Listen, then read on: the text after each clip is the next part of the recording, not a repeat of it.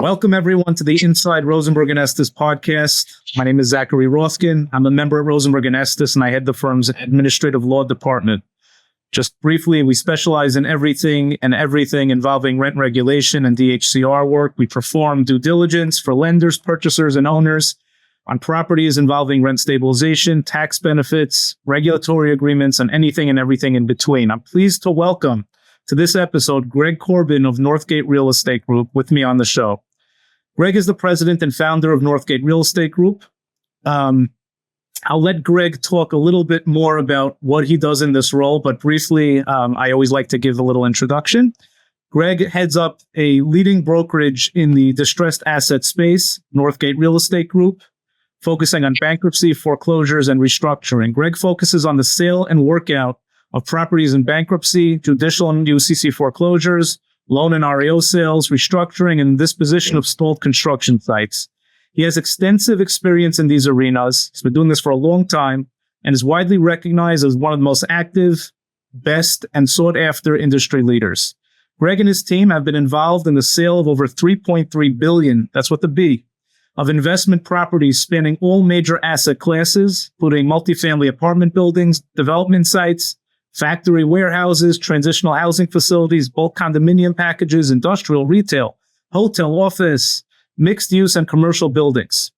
I've had the privilege of working with Greg and his team on a number of matters. We've been collaborating a lot, and it's been very, very good experience for me. And I can tell you from personal experience that he's an absolute powerhouse. Greg, welcome to the Rosenberg & Estes podcast. Thank you, Zach. Happy to be here. And nice intro. And I can reciprocate by saying that you are the gold standard that we send all of our clients to. Anyone that has any rent stabilization or any problems, issues, questions, or needs any opinion letters in that realm, you're always our first call. Thank you, Greg. And it's likewise, we could go back and forth praising each other, but I don't think anyone wants to. 20 minutes of praise before we go into the podcast. So, Greg, let's move on. Tell us a little bit about yourself and Northgate Real Estate Group. What is your career background? What led you to your current role? How did you get here? Okay, rolling back. I started at Massey Knakkel back in 2007, and I saw all of a good year before the downturn. So in kind of the 8, 9, 10, and then we really saw a real slowdown in, the property sales.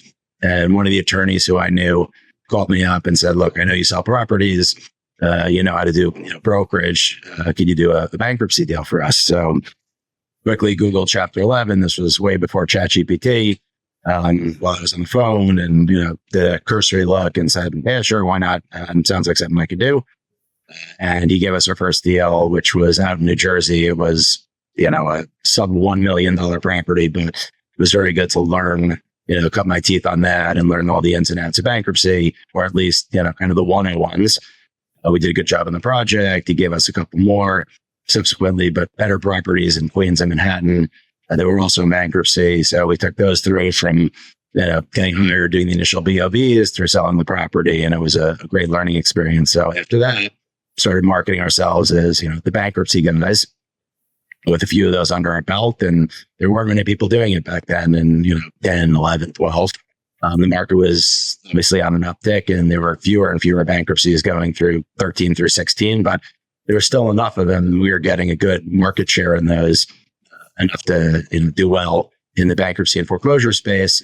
But during that upturn, we really carved out even a bigger niche and met a lot more of the lawyers and receivers and trustees, which, after 2019, they got a lot busier. And I'm sure you got a lot busier as well after the HSTPA laws changed in 2019. And so when people started coming around to why there's a lot of distress in the market in 21, 22, we were already pretty well positioned with all of the people who get most of our referrals from.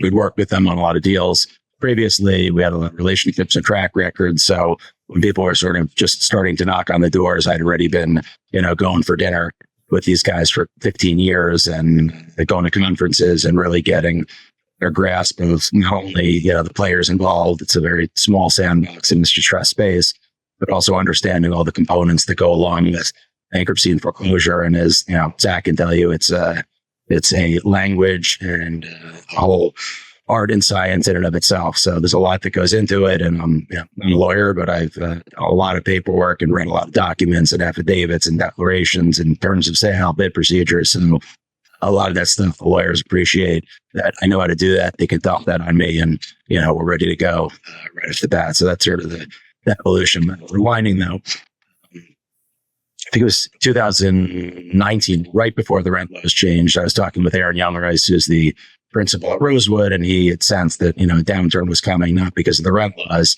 but mostly because we've been in an upcycle for, 10 years. And typically real estate's a 7-year cycle. So he foresaw writing on the wall that rates were too low and things were overblown. People were paying, 3 caps, 4 caps for properties. And so he thought it was a good idea to have, a conversation about how we could capitalize on potentially an upcoming downturn. And so I started the bankruptcy and restructuring division at Rosewood, which wasn't really a thing in brokerage. It's more of a thing in law firms, a division that specializes in that. And we were sort of market leaders in that niche. And so, it was good timing. And within 6 weeks of me joining Rosewood, the rent laws changed. And whereas everyone was kind of beside themselves, in a perverse way, it couldn't have been better for us. I'm sure similarly, to you, Zach, you probably got much, much busier once the rent laws changed. And then, COVID happened, and that was, horrible for everybody. Again, perverse, but it was the best thing that could happen for us, adding a lot more stress in the market. And then when interest rates doubled, it was, triple whammy. And, we got insanely busy in 22, 23. Last year was a real boom year. I think we did 56 deals for over $400 million sold and in contract and signed last year. And we were actually awarded by bankruptcy data the top or number one firm in New York and top 3 from that country for bankruptcy and foreclosure and restructuring. So it was a banner year in 2024. And that's the chronology from first Googling Chapter 11, Chapter 7 through where we are today in 2025. Wow. And it's amazing that you got into the market just before things started to go really south. Yeah. And, a few months after you went into that with Rosewood, then the HSTPA came down, right? So all of these major events were happening as you were kind of making these transitions. I would add another thing is, when you're getting involved with these distressed deals, there's so many people, besides just all the paperwork that you mentioned, there's so many different characters in the game that just don't exist in some of these other deals. You mentioned the bankruptcy lawyers and the receivers and everything. So it really is a unique space. Greg, what does your typical day look like? Right? I mean, dealing with these distressed deals, do you have borrowers who are calling you before these, before the loans are going bad? Do you have lenders calling you beforehand? How does your typical day look like? When do these deals sort of make it to your desk? A typical day, I hired a time management coach recently because my typical day is get into the office and then look at my watch and it's 10 p.m. and I've gotten, 10% on the list of things that I want to achieve that day. So it's fast and furious, but, thank God it's been it's a good thing to be that busy at this time. It used to be that we would get a lot of our phone calls at the tail end of the cycle. So we'd get a call from an attorney. They'd say, we have a borrower client, he needs to sell, send me your listing agreement. And, you're going to be retained to market the property through Chapter 11 or, 363, liquidation, whatever that specific bankruptcy was. But now it's complete reverse. We're getting phone calls and people coming in to sit with us and tell us that they have 1 or 2 months worth of money left to pay their loan. And then they're going to have to let their bank know or their lender that they're not able to make debt service anymore. So they're coming in preemptively to ask whether they should stop making payments or whether they should kind of throw good money after bad, whether they should have that conversation, with their lender now while they're still making payments, or do they need to stop to get the lender's ear? Is it, best to file a bankruptcy preemptively? Is it best to wait until they start the foreclosure? Is it best to do a consensual prepackaged bankruptcy and go into court holding hands? So we're kind of in a lot more of an advisory role and then a straight liquidation role these days, sales.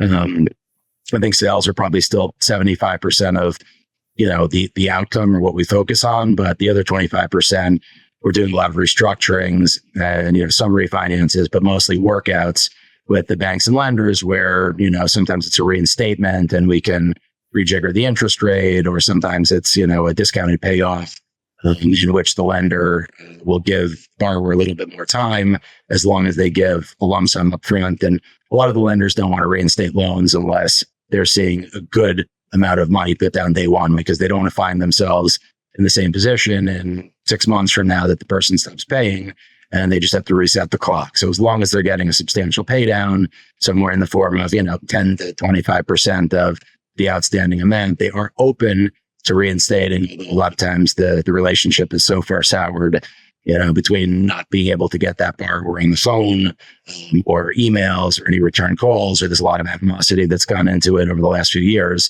that's when, we step in as sort of the, independent, neutral party as the brain up in the room to try to get the emotion out of it and, work through a deal that works for both borrower and lender. Right. So so you're really doing a lot of advisory and a lot of kind of making sure that these deals get done. When you're in that 25% space, aside from the sales. So that's an interesting hat that you have to put on pretty quickly, I would think. Yeah. Just get all the information very quickly. So, Greg, what have you seen in the last couple of years? What kind of market forces, other external factors do you think have most contributed to what you're seeing in the distressed asset space? I mean, you said you're really busy. Things are about as busy as I would say they've ever been in the distressed space, between the interest rates, some of the other forces. What do you think have contributed to that? I think as I mentioned, it's basically the rent laws changing was the first death blow, and people have estimated that wiped out 30 to 40% of building value and rent stabilized properties, especially throughout Manhattan and the Bronx and some areas in Brooklyn. So immediately people were sort of hovering around being net positive on debt service, depending upon what the LTV was in the loan. And then COVID, when people stopped paying the rent, not only was it a death knell right then and there, we still see a lot of the aftermath of COVID, whereas, tenants realized that during that process, if they didn't pay their rent, not much was going to happen to them, or nothing bad, besides potentially getting taken to court. Because a lot of these, rent stabilized tenants that were on subsidy were paying, on a $2,000 a month rent. The city was paying $1,650 and they were paying $350, and they realized that if they stopped paying their $350, it was more costly for the landlord to take them to L&D court. And I think you could speak to that a lot better than to just throw your hands up in the air and say, I guess I'm just never getting that again. So they realized, again, those paying tenants, came to the deduction that they just didn't have to pay. And then that spreads through a building pretty quickly. Someone says that a lot of tenants start picking up on that and they stop paying as well. So even though that $350 doesn't sound like a lot to the rent roll, when you multiply that out times, half the building, carry the one, it's a lot of money. And obviously times 12 months. And then what happened as a second, the double whammy was that these tenants started calling 311 a lot more often and complaining about problems with the property. So even if your, door handle was a little jiggly, they would call 311. And then they wouldn't open the door for a landlord. We've heard this story over and over again. The landlords wouldn't be able to come in to make the necessary repairs, which would give the city the reason to say, we're not paying you the other $60 and $50 because, you're a degenerate, worst landlord. And so we're withholding payments until all these problems get fixed. So now they've got, all the planets aligned against them to try to collect rent. Meanwhile, expenses are raising. Insurance went up in the Bronx probably 20 to 35%. And all the other expenses are going up with, heating and water and sewer. And in these rent stabilized buildings, the rents are going up between 0 and 3%. So with expenses drastically outpacing income, it's a real losing proposition with collections. We've seen in some of these rent stabilized buildings in Upper Manhattan, the Bronx have gone from, maybe 90% to somewhere in the 60s or 70s.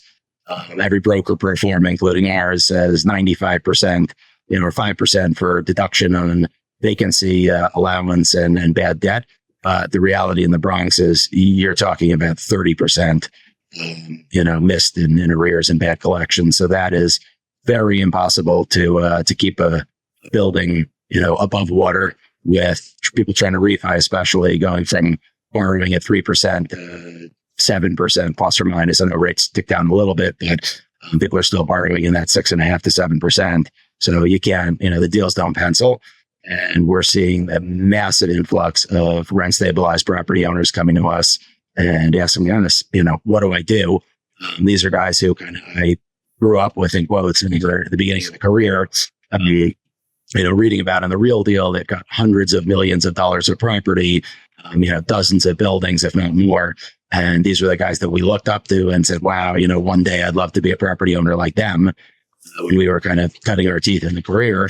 And now it's pretty surreal to have these people sitting, on my couch saying, I've been doing this for 30 years. I've never been in this position, almost like apologizing, saying I kind of might have to file a bankruptcy and it's a little embarrassing. How do I go about doing this? It's never happened to me. This is an anomaly. I'm a great operator and, I'm a good person. And why is this happening?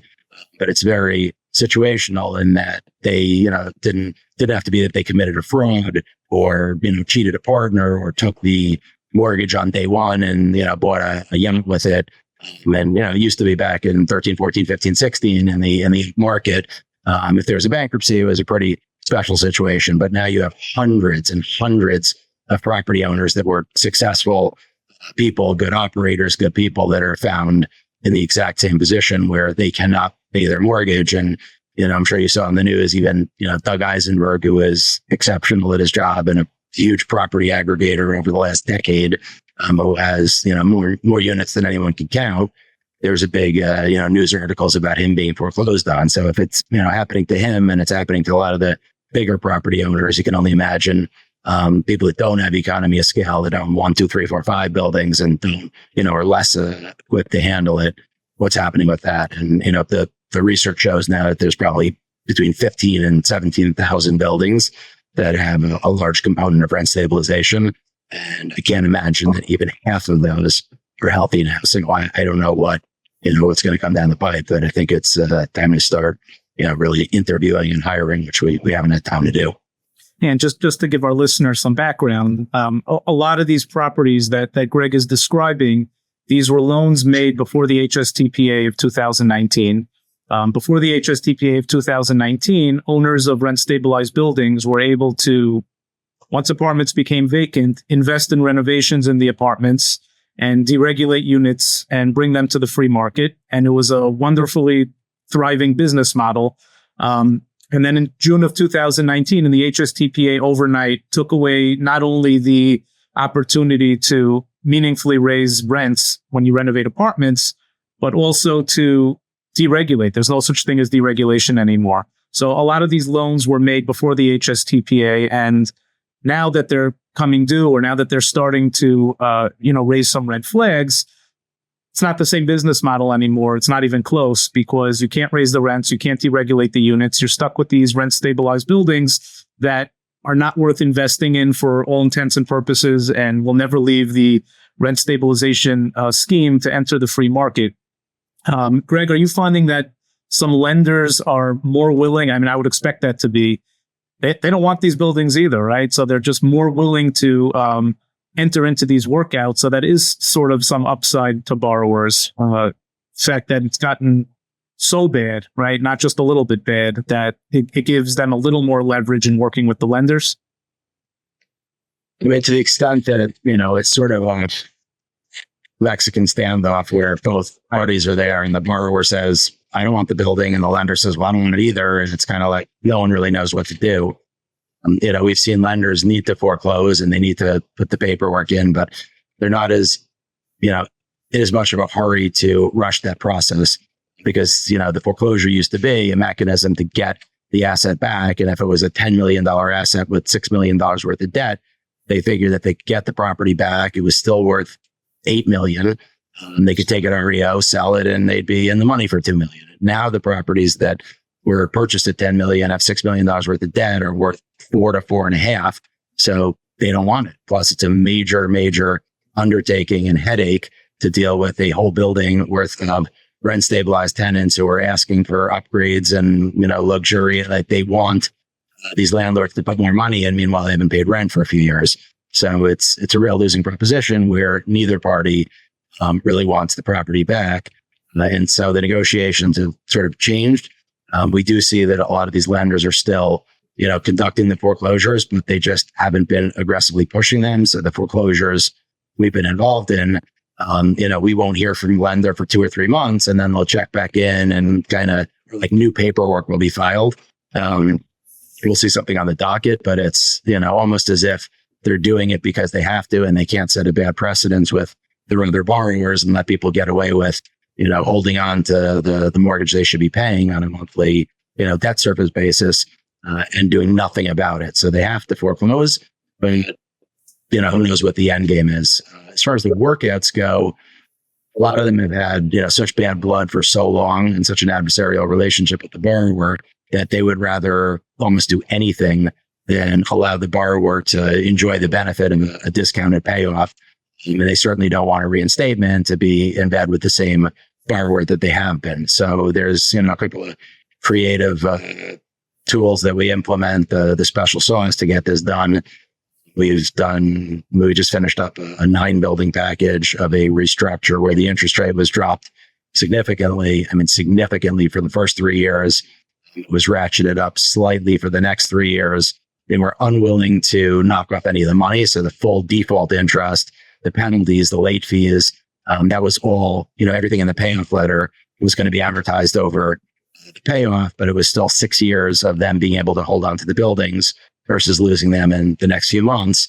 And I think everyone's thought is, in 6 years, who knows where the world's going to be. And also at least that bank then keeps it on the books and doesn't have to take a write down and, admit the loss on the books and the balance sheet. And I think that that's what lenders are really concerned with these days. A lot of these lenders, even with the smaller loans, and some of the non-traditional lenders, they don't want to have that $10 million loan that they're selling for $7 million because they almost have to admit defeat to the general public. And it makes it a lot harder to raise funds 2, 3, 4, 5 when they look at the past track record and they see a red, negative $3 million. It's very challenging to get new money in the door when they have that. However, if they take back the property with the business model of stabilizing the property and adding value and maybe selling in a few years, they don't have to then, mark to market that asset. And so there's been like a little bit of a lack of price discovery with those assets trading, which is why I think the lenders want to keep a lot of the stuff on the book so they don't have to then put that out on the wire that they've, made a bad loan, even though, again, through no fault of their own. But when you lose money on something, people are not running in line to invest in your next fund. Right. And then I think because of this dilemma and a lot of the things that you're describing, I'm at least on my end seeing that as opposed to a few years ago, lenders are much, much, much more, and I think correctly, interested in getting due diligence done on these loans and these assets, these buildings, the rent rolls before they make decisions, which didn't used to be the case. And even when lenders would reach out to us for due diligence, a lot of them used to be more comfortable with kind of a high level, not so detailed, just let us feel a little bit comfortable here.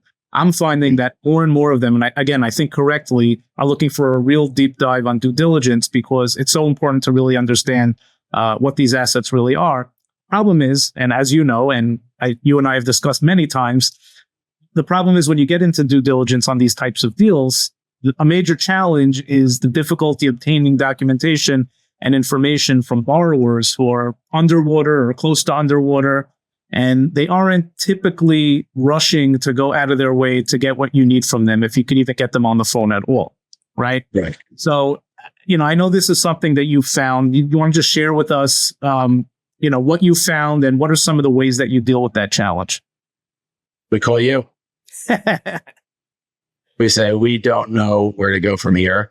A lot of times when, we're in that position, there's two components to it. One is unwinding, if everything was done in a kosher fashion prior to deregulate some of these units. And a lot of times they're just free market or permanently exempt on the DHCRs. And there's no rhyme or reason as to why the owner made that determination.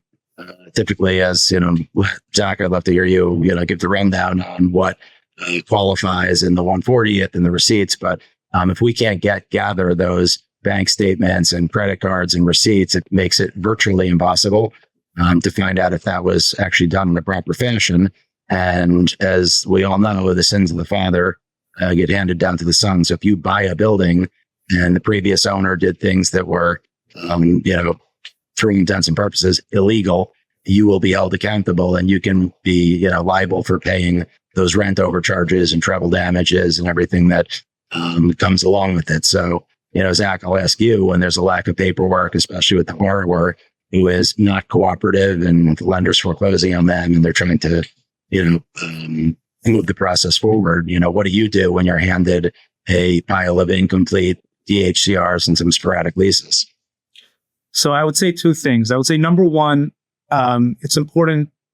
I find it important to educate my clients on common misconceptions that there are with distressed deals. Number one, when there's a foreclosure, when a lender takes over a property in any way, it doesn't erase everything that happened in the history. You really are, like you said, Greg, stepping into the shoes of the borrowers in many different areas of exposure and liability here. Number two is you want to know what the universe of documents are. Some things are able to be obtained publicly. Other things you really have to dig around. When it involves, let's say, a substantial rehab or renovations to the building, there are a certain number of things, and you really could get a lot from public documents. Go to DOB, hire an expediter, pull the microfiche from what happened in the past. You really could pull a lot from public records. Looking in records that have been filed with the court. Maybe there was a non-payment case where some leases were entered into the court files.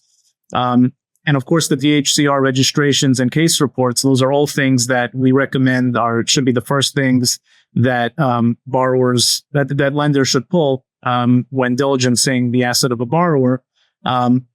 It's important to know the universe of documents that you have, right? And you want to know what is not available and what is available.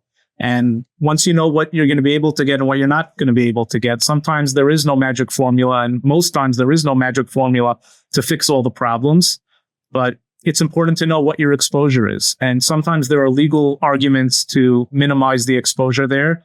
And every single case is its own instance. So everyone comes to you and they hand you the DHCRs and they say, where do I stand? Is this going to be a good investment, or do I run from this? Am I going to have a lot of liability and, problems going forward? What do you do when you receive, those stacks of paperwork? What are you looking at to construct basically the thumbs up or thumbs down, whether or not this is a good project to move forward with, and what the pitfalls could be?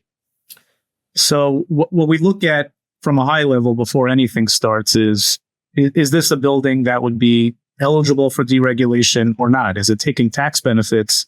Because if it is or was taking tax benefits in the future, deregulation wouldn't be available during the receipt of certain tax benefits, 421A, J51, 421G. If that's not the case, and it's a garden variety rent stabilized building, and again, there's a lot of layers. Are there any regulatory agreements that have to be considered? Let's just say it's a regular rent stabilized building. We really go apartment by apartment. The first thing we want to see is how many units are being treated as rent stabilized, how many are being treated as deregulated. We then look at the DHCR registration history, which isn't evidence in and of itself, although there are some legal arguments you could make depending on when registration filings were filed before the HSTPA, and see what the seller probably did, because registration filings are self-serving.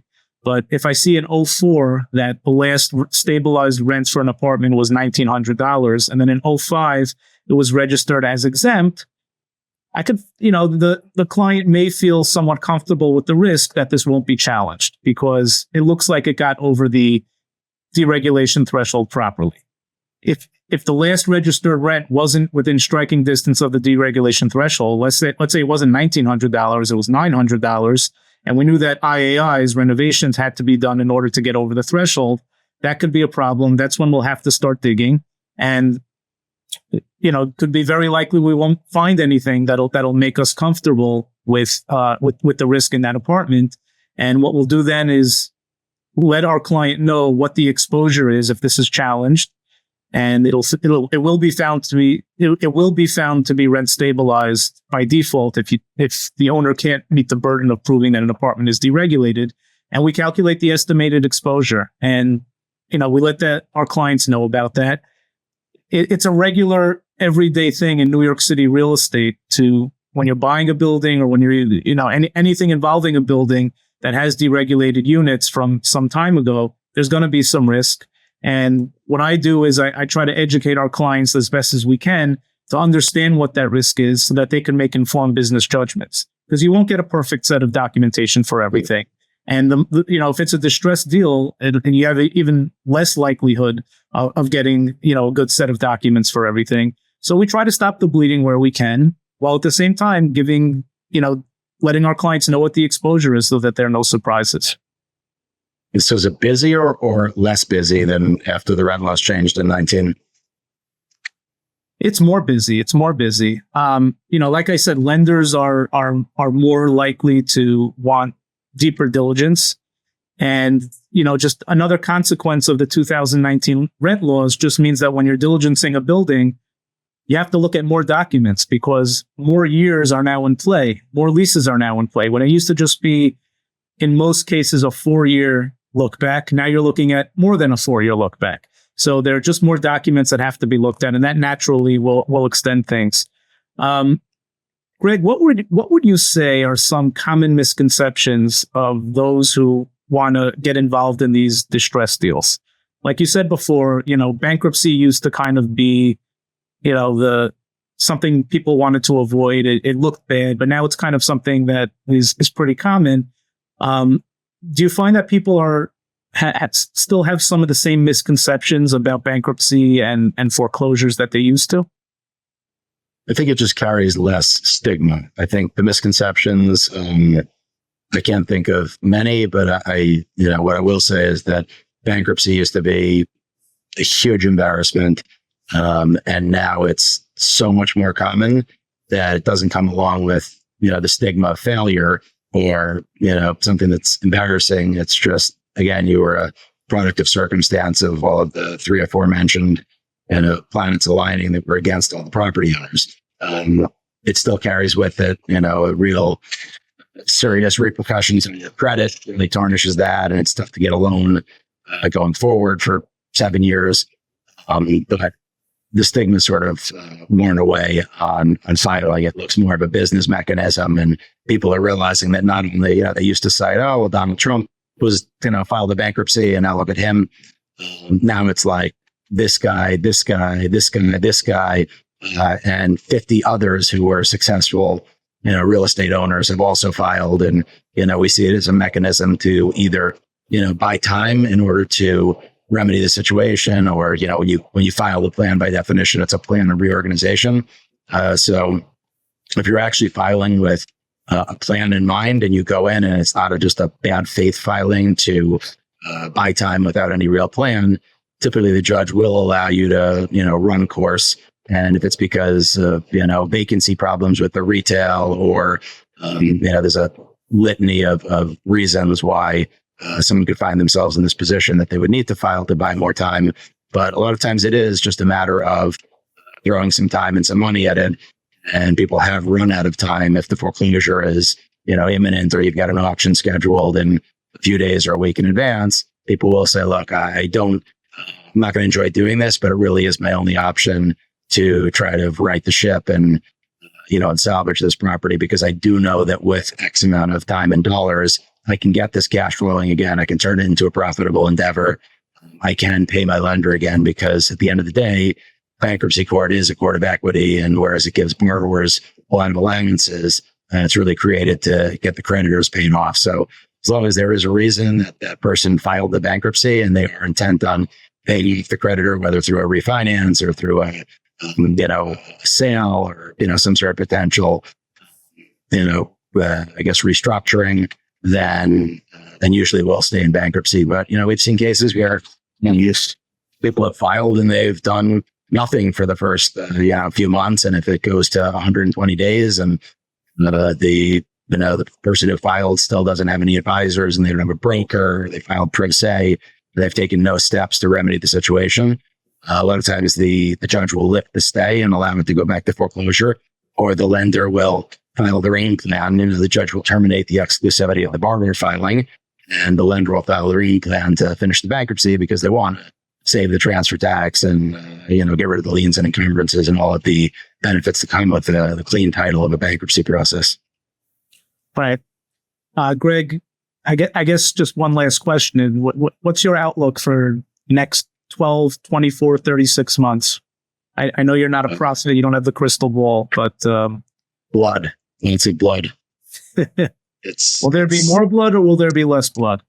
I think considerably more. I find that, it's very recent that lenders have said to us, dump this, and if you can get X, and X seems to be a lot more reasonable these days, something that, we'll tell them that that's achievable, and they'll say, sell it. Prior to this, for the last few years, even a lot of lenders would say, well, if you feel it's worth $5 million, if you can get $7 million, we will, or if you can get us par, then we'll sell the asset. Otherwise, we'll just take it back. So we were really competing in a lot of these auctions with lenders credit bidding versus, a second or third or fifth buyer outbidding the other potential purchasers. Now it's more of which purchaser is going to pay the most, because the lenders are a lot more, prone to let the assets go for whatever the market is these days versus holding, the conception that market plus is the number. So now that, some of the lenders, and certainly not everyone, there's still a lot of people holding, their ground, and it hasn't been a big influx in lenders either dumping notes or properties. It started to happen. But I think it's gonna, once the mark to market and the price discovery exercises get further down the road, then a lot more lenders are going to say, okay, I see that this person, took it right down or, marked it down for this amount. Same thing as on the borrower side, where they see all the people are doing it, so it doesn't have as much of a stigma. I think the lenders are going to say, all the lenders are doing it now. It's okay that I do it. And also, we don't want to be caught in the race to the bottom where we hold our assets. And because so much new product is getting dumped on the market and the prices are, degrading on the price per unit, cap rates are going up even further. They don't want to be the last people to try to sell and, liquidate whatever holdings they have, because the prices are going to be considerably lower further down the road. So I do see, even though, everyone asks what inning, and it's so cliche, I've heard people say that we're not even, we're still in the batter's box and we haven't even stepped up to the plate. I really do think it's first, second inning. I think there's a lot more to wash through the system before we see the market, pick back up and get healthy. And I definitely think we're to see 2 or 3 years of, some opportunities for buyers that are looking to, come in and get things on a cost basis, and obviously opportunities for bankruptcy lawyers and brokers and, advisors who are going to be considerably more busy, guiding their clients through the process in, whatever shape or form that takes. Yeah, well, Greg, if all that's going on, I know we'll both be busy. So hoping we can continue to collaborate as much as we have been. Greg, this has been super informative. I want to thank you for joining the episode. How can our listeners contact you, Greg? Pretty Googleable. We've got our website, which is Northgate REG, short for real estate group, but it's northgatereg.com. And a lot of your, aside from contact information, properties that we're selling, properties we've sold, awards, etc. It's all on the website. So if you want to learn more, please visit. And my cell phone's up there. Call me anytime. Okay. Thank you, Greg. All right. Thanks, Zach. Appreciate it.